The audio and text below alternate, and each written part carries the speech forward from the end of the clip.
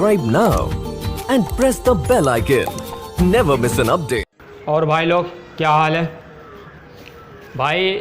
मेरा एक छोटा सा मैसेज था इन मज़दूर भाई के लिए, जो मज़दूर भाई आज बेहद परेशान हैं।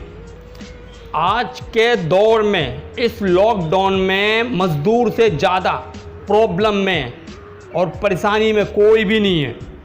क्यों कि सरकार को इतना नहीं पता है, और जो बड़े बड़े आदमी हैं, बड़े बड़े पैसे वाले, उन्हें भी ये नहीं पता है कि जिस मज़दूर को आज आप लोग इस टाइप से परेशान कर रहे हो, सरकार से मैं ये कहना चाहता हूँ कि जिस मज़दूर का आपने कोई सहूलियत नहीं कर रहे हो, कोई ट्रेन गाड़ी कुछ नहीं कर रहे हो, तो उस मज़दूर ने, वो मज़दूर, आपको ये नहीं पता कि वो मज़दूर के लिए आप बड़े बड़े महलों में रहते हो, बड़े बड़े बिल्डिंगों में रहते हो, क्योंकि वो मज़दूर का हाथ होता है उस बिल्डिंग में।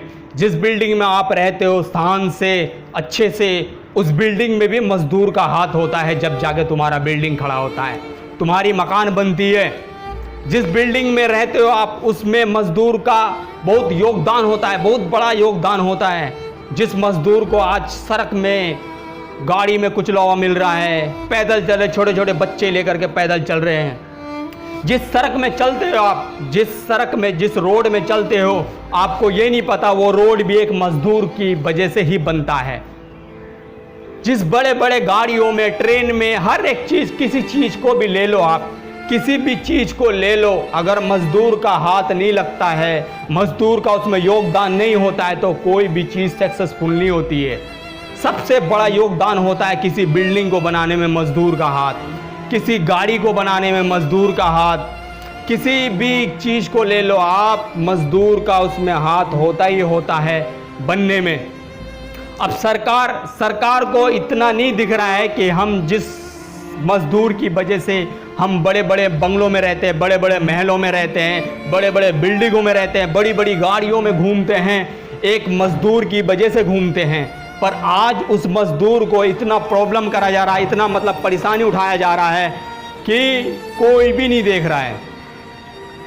सरकार पूरा एकदम अंधी हो चुकी है। सरकार ने इतना प्रॉब्लम इन मज़दूरों को दिया है, इतना प्रॉब्लम, इतना बड़े ट्रकों में जा रहे, सब ट्रकों में, तो पैदल, साइकिल में, बेचारे इतने प्रॉब्लम में पड़ गए, इतने परेशानी में पड़ गए कि उनसे ये सब देखा नहीं गया। भूख के मारे वो बेचारे सड़क में निकल गए, पैदल चल गए। तो मेरा कहने का मतलब ये है कि वही मज़दूर, जिस मज़दूर को आप इतना प्रॉब्लम दे रहे हो, इतना प्रॉब्लम खड़ा कर रहे हो, वही मज़दूर की वजह से आप बड़े बड़े गाड़ियों में घूम पाते हो। किसी गाड़ी को बनाने के लिए मज़दूर का हाथ उसमें ज़रूर होता है।